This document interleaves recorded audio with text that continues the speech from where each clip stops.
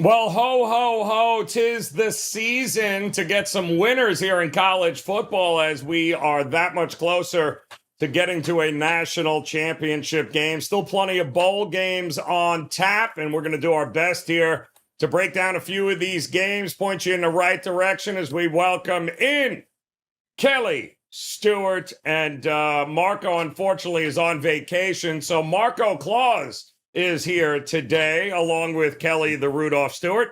Pleasure to see you guys here as we get ready for round two of the college football playoffs. Not to mention, going to get really good here with some of these bowl games coming up. But let's start with the Sugar Bowl here and take apart this game where Notre Dame will be taking on Georgia. Both of these teams got hit with some bad news as far as injuries. Beck, we know, had elbow surgery. He's out for the rest of the playoffs. That means the backup Stockton is under center. And then Notre Dame, we found out that their sack leader, their edge rusher, Riley Mills, he's also out now. So both teams dealing with some injuries here, Cal. It is pretty much priced at a pick 'em, which is what we all thought it would be. Who do you have more faith with at this particular point in the Sugar Bowl? Of course, I have more faith with Notre Dame. This is a team that's covered 9 straight versus Georgia, who's like limping into the playoffs. You mentioned no Carson Beck. Hey, listen, I don't think that they would have won that SEC championship game without Gunnar Stockton. A sophomore guy coming in. He only threw for 71 yards, but he did have an interception. So keep in mind on that. But what did they figure out what to do? Oh, wait, they finally started running the ball with ETN. And that is how they won the SEC championship. I'll give Kirby Smart the nod for having the playoff experience, right? He's been in the national championship 2 out of the last 3 years. But Georgia has just been susceptible all season long, like I mentioned. Whether it was Georgia Tech, whether it was that Texas game where they did nothing offensively, whether it was that Florida game on a neutral site in Jacksonville. I was not impressed with this Dogs team whatsoever. On the other hand, what happened with that Indiana game?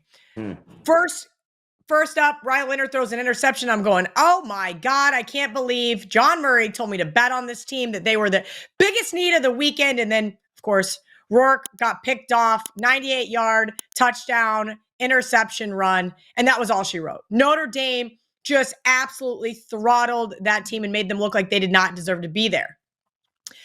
On the defensive side of things, we got to give Notre Dame the huge step up here. I think that this defense, while the argument's going to be hasn't played anybody, let's look at the last few weeks with Georgia's defense. They gave up a ton of yards on the ground.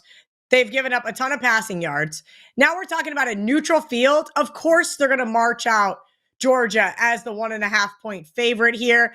I said this early in the week before the other playoff games. I said when Ohio State waxes Tennessee and Notre Dame beats Georgia, are we going to finally hear everybody shut up about the SEC? No, of course, Georgia's going to say they lost because they had a backup quarterback. The excuses are already starting to unravel. And hey, good for them. I totally get it. I expect this Georgia Bulldogs team to, well, do what they've done over the last 12 games, not cover spreads, just 3-9. That's 25%. I think Notre Dame keeps it rolling here. Give me Notre Dame on the money line. Oh, look at Notre Dame on the ML. Marco, how much does No Beck and Stockton, Marco Claus, how much does that affect the way you look at this game? Because the market doesn't seem to think it's a big deal. I think the look-ahead line was right around this price to begin with, and we didn't know Beck was out then. So what do we think we're going to get here? Well, I think Kelly's getting a lump of coal because I'm going against her. I'm taking Georgia in this one. And yes, no Carson Beck. But how can you go wrong when your backup quarterback is called Gunnar Stockton? Let's go. I mean, was there ever a quarterback named better than that? I'm looking at this one. And guys, yeah, the offense struggled against Texas. That's one of the best defenses in the country. Notre Dame's played well, and their defense has put up good numbers. But, Kelly, you said it yourself. The question is the quality of teams that Notre Dame has gone up against. Also, you got to remember, Stockton come into that game cold, all right? When you're preparing for a game, the starter is getting all of the reps. You have a game plan that's devised for him, and he's getting the reps. Stockton had to come in cold, run the offense game plan that was set for the other guy. I think this is actually an advantage for Georgia because there's really not a lot of game film on Stockton. Okay. He only played last week, or I should say in the SEC championship game. And then he only had some cameo appearances during the season when games got out of reach where he got a little bit of playing time. They're going to have a game plan devised for him. They're going to have all of the reps. He's going to be ready. He's had 3+ weeks to get ready for this game, and they've had nothing to do but prepare for Notre Dame. Yeah, they prepared a little bit for Indiana, but everybody was talking how Indiana didn't belong here, so all their focus would have been on Notre Dame. And that element of surprise, Notre Dame doesn't know what to expect of what the game plan is going to be with Georgia. I think that's an advantage. We talked about coaching.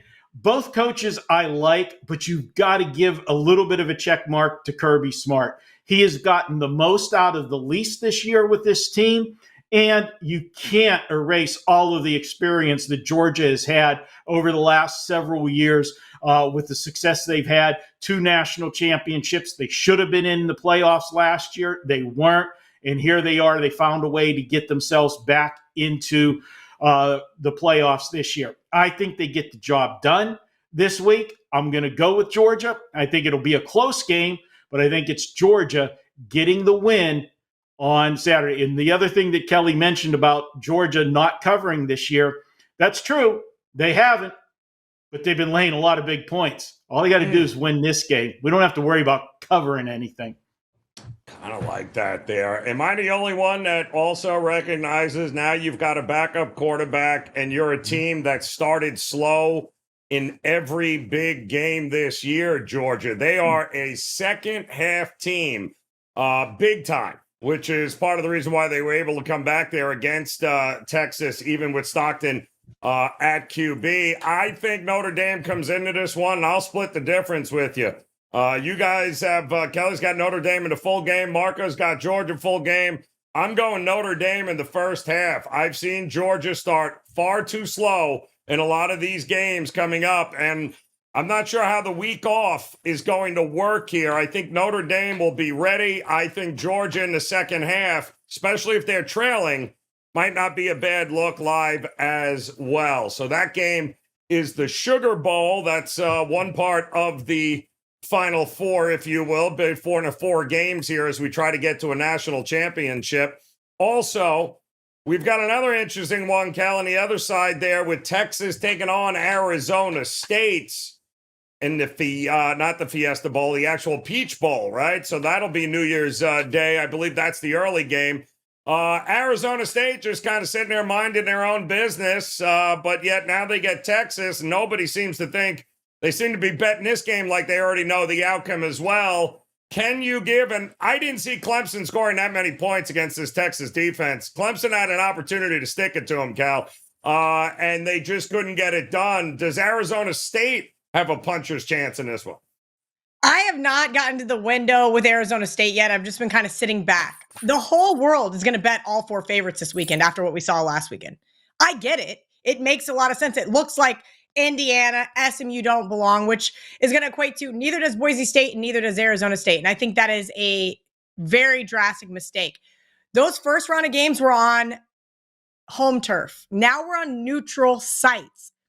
Texas fans are not going to travel to this game because they've already got their sights on the national championship. But there's still a lot of issues going on in that quarterback room. Arch Manning waiting in the wings. Quinn Ewers did not play a perfect game by any means. You know who did play pretty damn well? Clemson. And that's because they rushed for almost 300 yards. Do you know anything about this running back from Arizona State? No, of course, nobody's been paying attention all year long. Nobody thought Arizona State was going to go out there and win the Big 12 in their first year. Not a single person, including me. But guess what? Cam Scatterboo, yeah. He is going to have himself an absolute field day. You can throw Coach Sark off his game. We've seen it time and time again. And what does Texas do? Exactly what I said they were going to do last week. They let teams hang around. We'll see. Jordan Tyson's going to be out for Arizona State, and that concerns me. He fractured his collarbone versus Arizona, but they sure as hell didn't seem to miss him in the Big 12 championship game.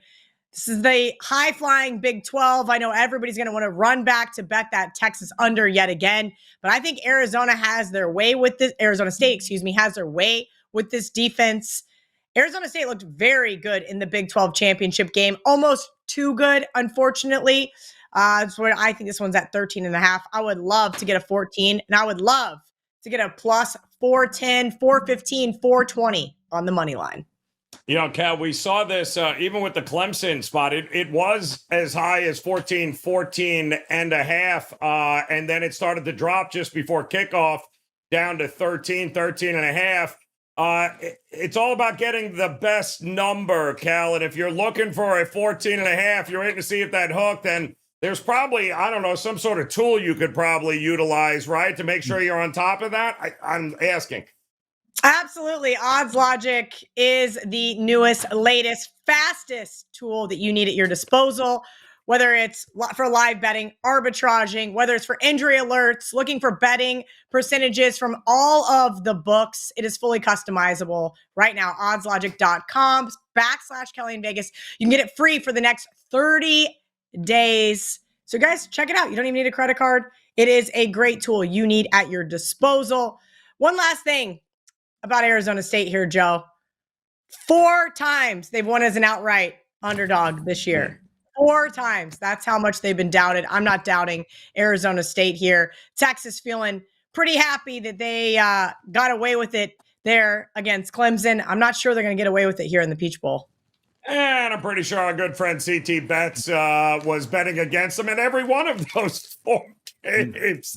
Unfortunately, a lot of us lost money waiting for them to fall off a cliff, and they never did. We'll see if they've got one more upset in them here. In the meantime, Marco, let's go to that Fiesta Bowl. Another game they seem to be betting like they already know the score here with Penn State taking on Boise State. Now, I don't know what Marco D'Angelo would do, but I'm pretty sure Marco Claus wouldn't be laying this kind of number, or would he? No, he wouldn't, Joe. And I don't want you to feel left out because Kelly's getting a lump of coal for Christmas. Santa didn't forget you, Joe. He's bringing you a 3-pack of your favorite beer. A 3-pack. You know why a 3-pack? Why? Because you only watch the first half, and 6 is way too many beers for you for one half. Yep, so good point. point. Thank you. All Mark. right. Claus. No problem. Nothing but the best for you, Joe. All right. We're going to take a look here. And I don't want to forget Dan. We've got a present for you, Dan, too. Ooh. Didn't forget you. Ooh. I've got a slightly used Kenny Pickett jersey that I am going to gift you. I am going to gift you that. Yeah. Can I have the coal instead? I'll take the coal.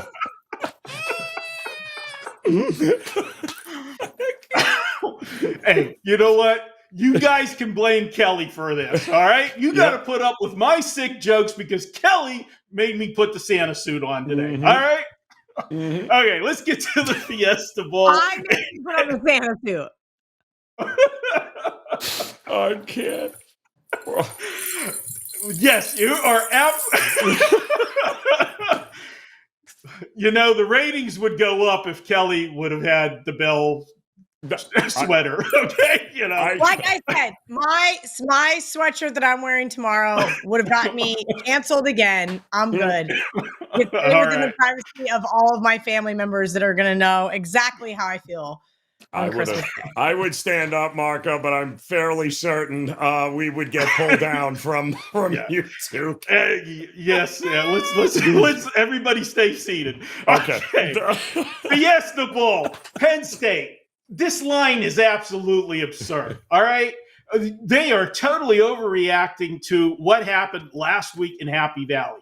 How can you have Penn State 8.5, 9-point favorite at home against SMU and be laying 11 on a neutral to Boise State.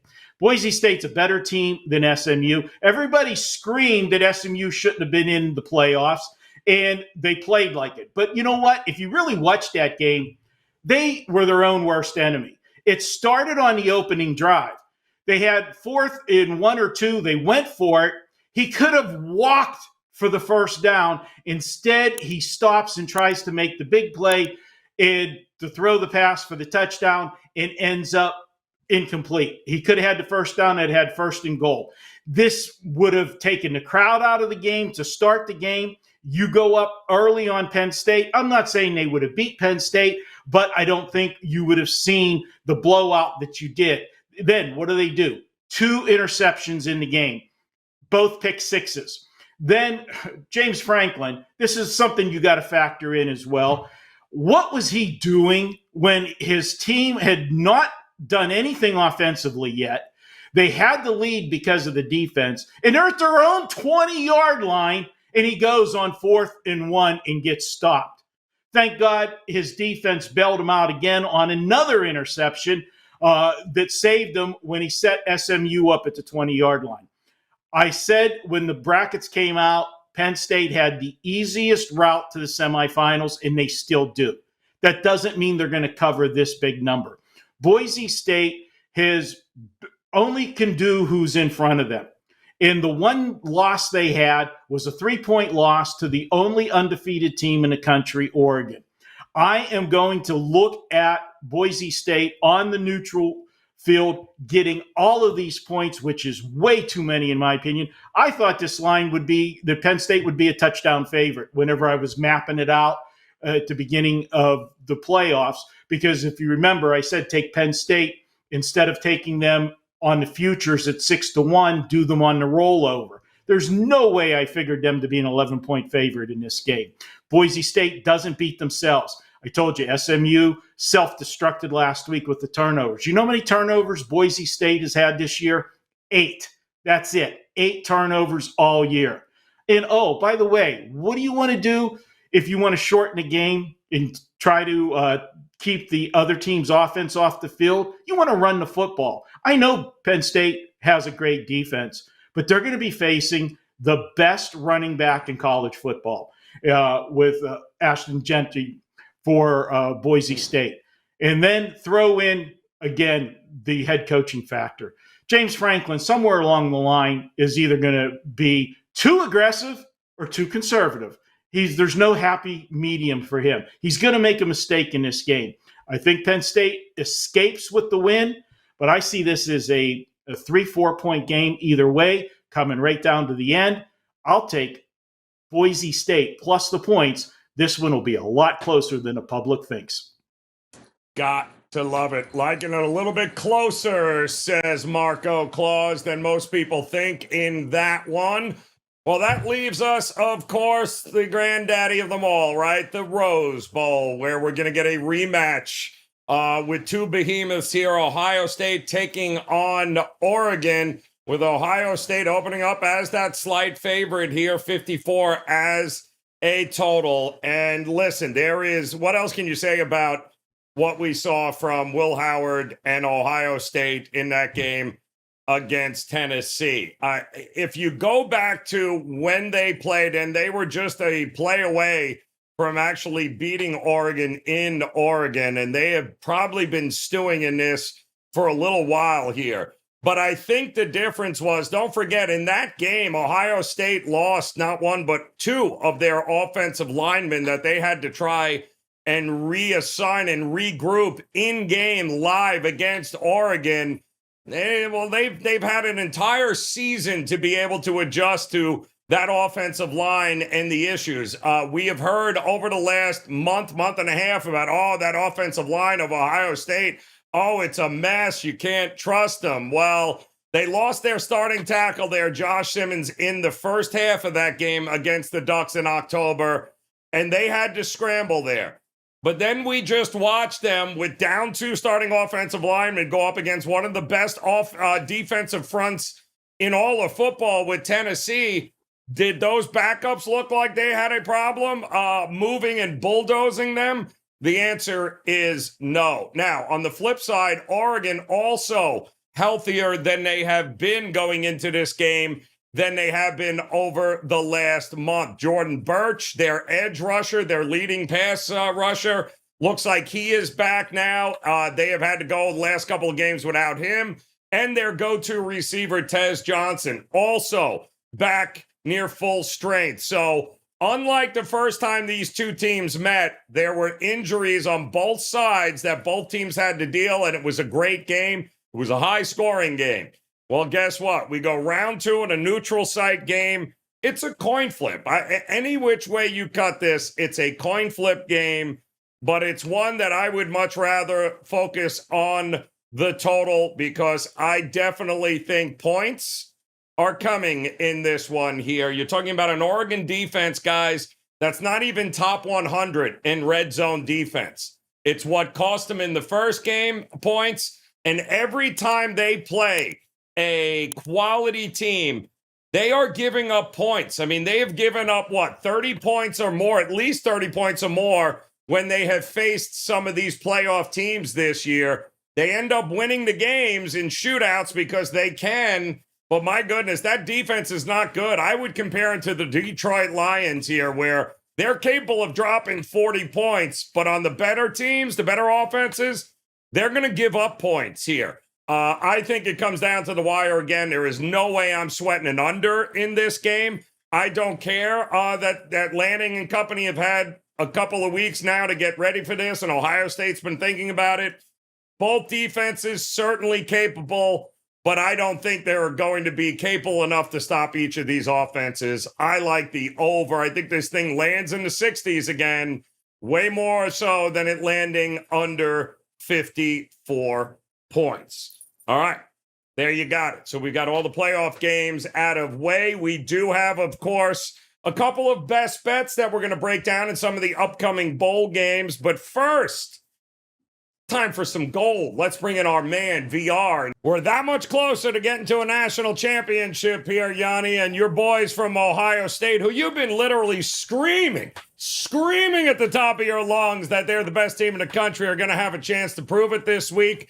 What are you hearing, though, from a steam perspective? What kind of gold is being pushed out there? Was not surprised, Joe, to see that Ohio State steam come in because we talked about it. Listen, with 4 minutes left, they were about a minus 200 to win the game at Oregon, one of the toughest venues to play. They closed about 3-point favorites there. So we, the market, decided that Ohio State was close to a touchdown better than Oregon when this season started. Sure, they lost that game, randomness towards the end, but the sharp bettors aren't going to overreact to any one final. They continued to believe that Ohio State was the better team on a neutral field. This betting line reflects exactly that. But don't rush. If you miss the Ohio State side, rest assured the Oregon money is going to come in because the betting public hasn't spoke yet. They're not rushing out to bet these playoff games. They're not tying up that capital yet. They still have Christmas Eve. They got Christmas Day. They got bowl games between now and the weekend. So rest assured, and next week, that they're in no rush to bet those. It's the sharp money that's betting them. And the fact that they got out ahead on Ohio State shows you that it's a zero-sum game. These groups are not working with each other. So if I have Ohio State and I think they should be about a 3-point favorite, even though I know the bettors are going to take Oregon, I can't miss that pick 'em or -1, -1.5, because I know the other sharp guys looking at the exact same thing. So they're going to lay it. That's what happened there with Ohio State. Again, I think the two best teams, the power rating wise, the guys I respect think Notre Dame is probably the strongest team in the country by about a quarter of a point to a half a point over Ohio State. But my futures that I'm holding the ticket on, I have Ohio State at a little better than 5-1, and I got Penn State at a little better than 5-1, and I'm comfortable with both of those. As far as some sides and totals that I could touch on and share with you with college bowl games, I talked in the beginning, bowl games, bowl season, playoffs, that's where the money is. I've been firing nothing but 4% plays pretty much. It's 1% of bankroll, and I think number one in profit in December in college football. This is what we live for. I'll give you a couple sides now. We did bet North Carolina, but I think you're too late to the party because I laid -2. That's up to the key number of 3, so it's on you whether you want to take the risk. I took Toledo as well. I'm on Toledo plus a 7. You could still get 7 there. Again, follow fade. It's up to you. I talked about it a couple weeks ago. We had taken Michigan as soon as this opened up. We had taken Michigan plus the 10 over Alabama. Alabama is now a 13-point favorite. So that's a terrible bet. Even if Michigan covers this spread, I made a bad bet. That's one of the downside risks of getting out ahead of the market. But if you could be right 6 out of 10 times, you're ahead of the game. 7 out of 10 times, you're crushing it. 8 out of 10 times, you're in that 0.5%. But it's going to happen where some of those numbers go against us. So obviously we took the Michigan side, but it doesn't look like a very good bet because early on, Joe, remember, there's a lot of like changes of coaches and guys not going to play and going into the draft portal and all that stuff. So a lot changes between when these lines first went up and when they kick off. But for the most part, we did pretty good. Like we took Baylor plus 1.5. I think Baylor went to favorite. They're about a 2-point favorite now.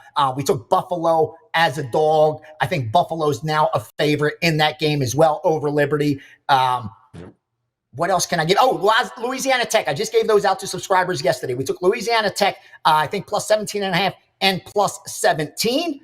And like I said, I had the over tonight, but I gave it to my guys at 62.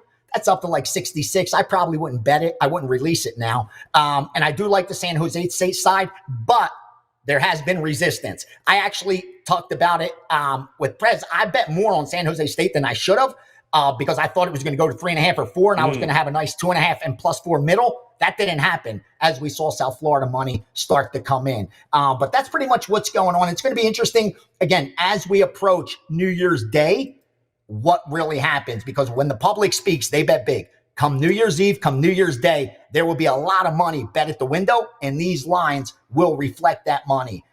So if you like Oregon, I really think you shouldn't wait. I don't think you're going to get much better than 2.5. I doubt you're going to get that 3. If you like Ohio State, I think you could wait. You'll probably get a better number, at least on the money line. Because let's not forget, guys that are going to bet Oregon on New Year's Day, they're not going to take 2.5 points. They're going to take the money line. So that's going to give you a discount on Ohio State if you like them on the money line. You'll be able to get them at a cheaper price than what the point spread reflects, like an arbitrary number. If a minus 2.5 should be minus 140, that 2.5 will be minus 125 because of the excess money line bets on Oregon. So I'm excited to see how that game breaks out. Sorry, Joe, not to go long. I just want to see if anything else stuck out.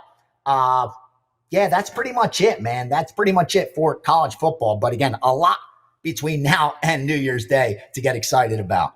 I don't want to read between the lines, Gianni, but it sounds to me like the winner of this Ohio State-Oregon game is your national champion. Fair to say? If it was Joe, if it was a 3-game series, I'd say it's a lock. I would be mortgaging things because the cream would rise to the top, and there's nobody better. But in a random 60-minute game with some idiot that could throw a flag out of nowhere for a holding call that happened 15 other times that he overlooked. That when I walk to the window, bro, I swear to you, that's what's going on in my head. Every bad beat I ever suffered goes through my mind because all I want to do is bet every last penny. Like sometimes I have that much conviction that I want to bet every last penny. And then all I remind myself is I'm walking up to the window, dude, remember that holding call? Remember that 99-yard fumble return for a touchdown that you didn't need with time running out? Like those things are the flashbacks you got to remember. There are no locks. There are no locks. There are no locks. But Ohio State, I believe, will win the national championship. Certainly the tougher side of the bracket coming from over there. That is for sure. Gianni the Greek, locked, loaded, ready to go here, my man. Listen, have a safe and happy and profitable Christmas, brother. We'll see you again come national championship time. In the meantime, we got to bring in the Penn. Mr. Ralph Michaels in the house to talk a little TNA. You're going to head to Saturday, December the 29th for the Military Bowl in Annapolis as North Carolina State taking on East Carolina. And how are you looking at this one? In-state game, but not a rivalry. The last time these two played, Joe, was 1992. The interesting thing is they're going to play twice in a row. The bowl game, and then they start off against each other in 2025 as the season opener for both teams. NC State, much like my NFL best bet, started the season poorly, 0-7 ATS, but they finished covering 4 of the last 5. Now, can you give a reason why that is? And I absolutely can. Remember, NC State had some high hopes. Grayson McCall came over as a transfer quarterback, played the first 2 games, a win against Western and then a loss against Tennessee, and then got hurt game 3. So they had to go to C.J. Bailey. C.J. Bailey, a true freshman who wasn't expected to play this year, then gets put into the starting lineup. Again, he struggled early, but as I said, he has come on significantly, and they finished covering 4 of the last 5 games. You look at their offensive production, it is night and day from where they were to where they finished. And with that passing game improving, they were able to rush for 253 and 220 yards the last 2 games. Both were on the road at Georgia Tech and at North Carolina, and they averaged over 6 yards per carry in those final 2 games. When I look at bowl teams that are 6-6 versus an opponent that has 7 or more wins, we've talked about this before, but this team and this coaching staff has a legacy to play for. Moving forward, was this 2024 NC State Wolfpack team a winning team or a losing team? So 6-6 teams facing a team with more than 6 wins that is off a win, 66.7% against the spread since 2008. And if they're off a win and their opponent's off a loss in a bowl game, that is a 63.4% situation. Now, if the team is also a favorite, like NC State, that won as a favorite their last game and their opponent lost as a dog, how about 11-3, 78.6% against the spread? So a 6-6 bowl team off a win against a team with 7 or more wins, a bowl team off a win and is a favorite against the opponent off a loss, and an opponent that won their last game as a favorite versus an opponent that lost their last game as a dog are the 3 play-on situations for North Carolina. When I look at East Carolina, they had a quarterback injury as well. They needed to switch quarterbacks mid. They only played 3 teams that finished the season with a winning record. And listen to this. If you look at their points per game diff against those 3 teams, they were minus 14 points per game. That is number 96 in the country. NC State, their problem was turnovers. They played 6 teams that finished the season with winning records, and in those 6 games, they were minus 6 turnovers. If NC State doesn't turn the ball over here, again, you can't always promise that's the case, but they win this game handily. Give me the NC State Wolfpack to get to 7-6 and finish this season with a positive record. All right, looking for NC State to get it done. Ralph, still plenty of college football left in the season here, Ralph, as we wind down 2024. What do you have available for folks at your page at wagertalk.com? Getting ready to load a few more bowl pages, off to a perfect 4-0 start this year in the bowls. A couple games that I've had circled. I've been waiting. It seems now, last year, it seems the information we have now came in quicker and more thorough than in the past. Last year, we were having people opt out the day before and the game before. We've sort of seen where that's not the case this year. Hopefully that continues. But again, that's the delay on me loading bowl plays too early. It's worked so far. So a couple great specials. And don't forget, guys, from Christmas to New Year's, every day, every package, absolutely no restrictions. Fill your cart and save 25% off every purchase you make. All right, it's time to talk to our good friend Art DiCesare here at the Westgate Superbook in Las Vegas. As we're that much closer, Art, now that we've gotten rid of the SMUs of the world and the Indianas of the world, now we get down to the nitty-gritty, although some are saying, I don't know, does Arizona State really deserve to be here as a 14-point dog? Is Boise State going to be even competitive against Penn State? What is the market telling you in some of these games coming up so far?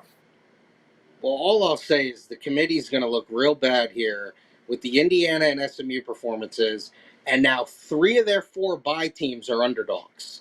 And 2 of them are enormous underdogs. But obviously you get 2 really good games, and I think you have to look at it like this.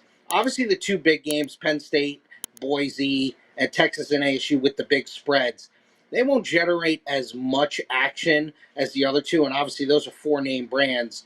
And when you have spreads basically within a point or two, everything under a field goal, those are going to generate really good two-way action type handles on those games. So we look for those 2 games, Ohio State and Oregon, and Georgia and Notre Dame, to really carry kind of the days for us on these, couple of days. I know it's split between one day and then a triple header. Yeah, I guess maybe the good news, Art, for the committee is that, it used to be when we get blowouts in those games leading up to the championship, you'd have to wait a month. You got to wait like a little more than a week, I guess, out of sight, out of mind. If the games are competitive, all will be well. The problem is those spreads and some of these totals are interesting, too. Are we seeing anything in the totals market at all in any of these games being pushed one way or the other? The only thing I can say on totals is the Ohio State-Oregon total has gone up from our opener 54 to 55. Obviously, when they played, I believe that was a 38-35 game, something in that range. So, that game was obviously in the low 70s. So that's no surprise. But honestly, the other 3 games, Penn State, Boise, we opened 53, we're still 53. Texas, Arizona State, we opened 52.5, we're still 52.5. Georgia and Notre Dame, we were 44.5, so that's gone down half a point to 44, but nothing crazy. We just moved with the market on that. The Ohio State-Oregon is really sharp money that came in on over 54, moving us to 55. We'll get to some bowl games here in just a second, but is there any movement in the futures market are you seeing? Are we getting a lot of Ohio State, champion money? Are we getting Georgia? Are we getting Texas? You seeing anything being pushed one way or the other in the futures? Not really, Joe, but this is what I'll say to everyone. Everyone looks at it and goes, okay, Texas is the favorite, and we have Texas as the favorite, with obviously Ohio State and Oregon right behind them. What is going to happen is the second the winner of the Oregon-Ohio State game happens, unless Texas wins 63-0, right, which I guess could happen, the Ohio State-Oregon winner is going to instantly be installed as the bet-on favorite. They're just going to be. They're going to end up being the favorite. They're both more highly power-rated than Texas. It's close, but both teams will be favored against Texas, no matter what that matchup is. I guess, like I said, unless Texas really goes out there and crushes Arizona State. But for us, our big thing is we got to get Boise out of there. We get crushed on Boise. We feel good that it is Penn State. Penn State now, we open 9.5. They're an 11-point favorite. So we feel good about Penn State going out there and beating Boise and knocking Boise out of the future. But for us, Ohio State, Oregon, Notre Dame, Georgia, we do really well on all those teams. So it's shaping up to be a pretty good future book for us. And Notre Dame beats Georgia. I would expect the Notre Dame money to come flooding in and everybody back in the Fighting Irish here. They got such a big popular fan base. It's kind of crazy here. What about some of these other bowl games, though? We've got a bunch. You only got one on Christmas Eve, but we got a bunch coming up towards the weekend before we get to those playoff games here. Are you seeing anything? Yeah, you are. I mean, I think an interesting one is you look at the Oklahoma Navy game, and that thing was as high as 8.5. Obviously, we know Navy's not going to lose anyone to transfer portals or anything like that. They're going to play their hearts out. Oklahoma's now just a 3-point favorite. Washington State looks like they can barely field a team. Jeez. And I mean, we're the highest on the market. We're 17. There's still some 16s out there.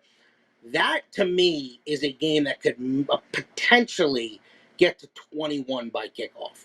Wow. It just feels that way. It feels like it could go all the way up that high. I mean, like I said, we're the highest you could be right now. We took some sharp money on Nebraska, -2.5. We're up to 3.5. That's against Boston College. We took sharp money on Alabama at 10.5 against Michigan. We're all the way up to 13 on that game. And then we started to see the sharp buy on BYU. We saw a sharp buy on BYU +5, +4.5. We're now all the way to 4 against Colorado because I think there's still a lot of people real skeptical on Shador and Travis Hunter playing. That's basically the number 1 and number 2 picks in the draft. Why would those kids play? It feels impossible to me. Maybe they play a series, but for them to play the full game, it seems crazy. So I think the Sharps are leaning into that and trying to take the best of the number right now. That's kind of crazy here. I've seen also. It's interesting. The Baylor line, I think, flipped at one point, right? With LSU here, it looks like. Are you getting nothing but Baylor money as well? Yeah, it's a good call, Joe. We did move Baylor to the favorite. That was basically like a pick'em type game. But, when we were sitting pick'em, we saw some money come in on Baylor, moved Baylor. I think we were as high as 1.5. Believe we're now back to 1. So that's still kind of a pick'em game. But most of the money and the sharp early money did come in on Baylor. You're correct on that. Oh, I got some Baylor money. It is. All right, Art, I won't hold it to you. But it feels like the Ohio State and Oregon winner will be your national champion. Anything can happen, but it feels like it's coming from that side of the bracket. Are you on that page as well? I am, and I'm on the Ohio State bandwagon. I think they're the best team in the country. If they play the way they played on Saturday against Tennessee, and that's a good Tennessee team, they're gonna win. They're gonna win the national championship. Texas, to me, is a little spotty offensively. Their defense is obviously really good. Ohio State just has so many weapons. Now, Oregon's going to put up a fight here. That, to me, is going to be a tremendous game. But I'm with you. I think the winner of that game, like I said, will be the new national championship favorite and should be, and I believe it's going to be Ohio State. All right, one final question here. I didn't see it at the Westgate, though, but I would imagine the North Texas State total. Are you at 80 yet? Because I can't imagine how high that total is going to get before kickoff on the what is it, the 2nd or 3rd of January. I can't. Where are you at right now on that total? That's a great question. I don't know it off the top of my head, but you are right now. It's funny. The side is totally moving. There's been a lot of Texas State money. Huge. Texas State, huge. We're basically at 2 touchdowns now because I remember we moved that, I believe, from 10.5 to 13 yesterday. Oof. But you're right. That's one of those totals where, we probably can't make it high enough. Yeah. And, on these low tier bowl games, Joe, a game that's going to kick off on January, 2, 3, 4, those type of things. Yep. We'll get most of our action day of game because I think most people are like, they'll wake up that day and be like, oh, there's a bowl game. And then they want to go out and bet it. Yep. I saw it as high as 67.5 when it opened. So I can only imagine what's going to happen by the time we get to game day there. Art DiCesare of the Westgate. Of course, you can check him out every weekend here on Last Call on Wager Talk TV. Art, have a very safe, profitable, and happy Christmas, man. We appreciate it as always as we get ready here for some best bets. All right, Kelly, let's start off here with a bowl game. We just heard from Art DiCesare says that, we kind of got a line flip here in this bowl game where LSU might have been a slight favorite, but now it looks like the Baylor Bears are a slight favorite. What are you thinking about this game? Yeah, I took Baylor plus 1.5, but I'm not going to sit here and say it's not a significant line move, but I think it's the correct line move. And that's because, man, the Tigers are just bleeding out.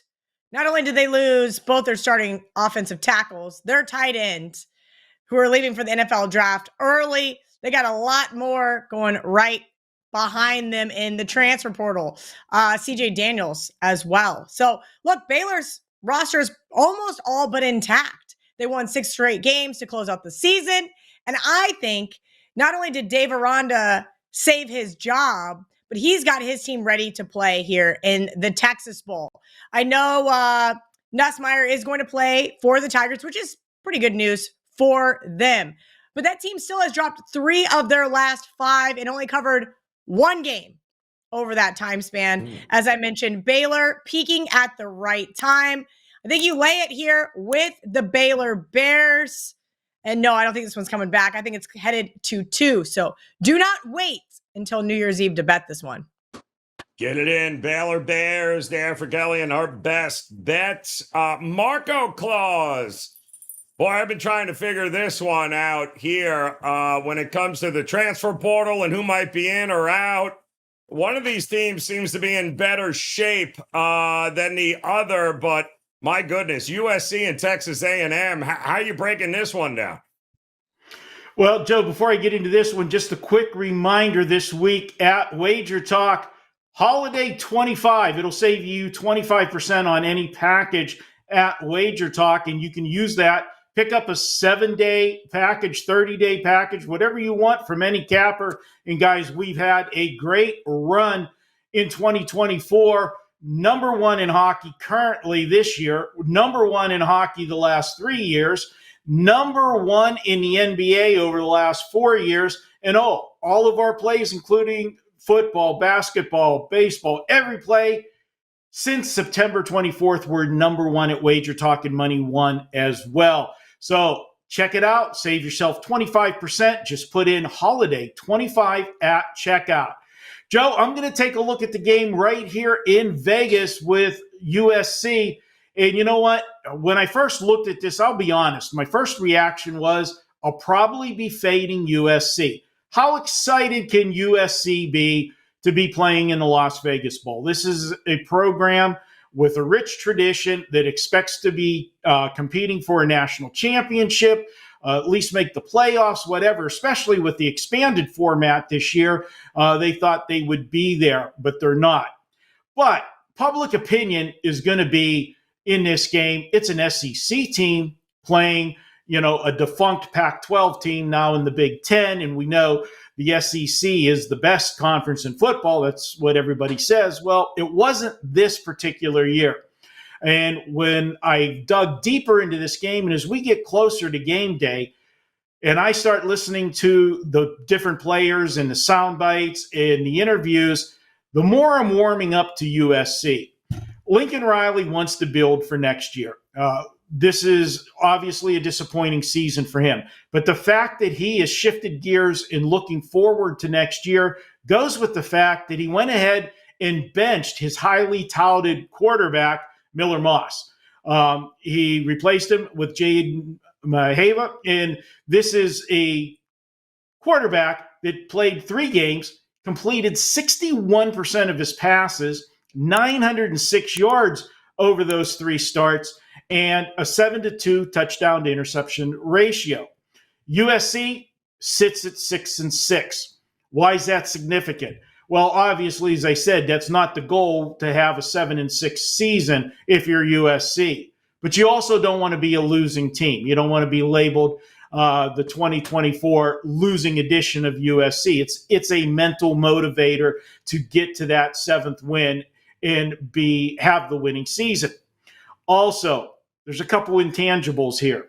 Heading into their last 2 games, Texas A&M was in control of their own destiny. They could have been playing in the SEC conference championship game. But what happened? They had an absolutely gut-wrenching loss to Auburn in the second to last game of the season, went to overtime, lost that game in overtime. I got to 6 or 7. It was crazy because they were doing the 2-point conversions in that game.